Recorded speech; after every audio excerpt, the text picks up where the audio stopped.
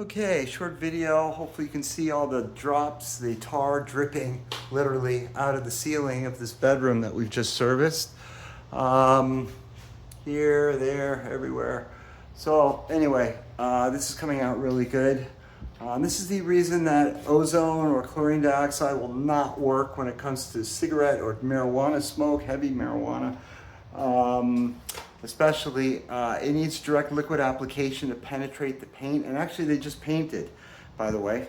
And you can see it's still drawing out this amount of tar on our first application. There's a cool pattern. I think that's being blown by the AC.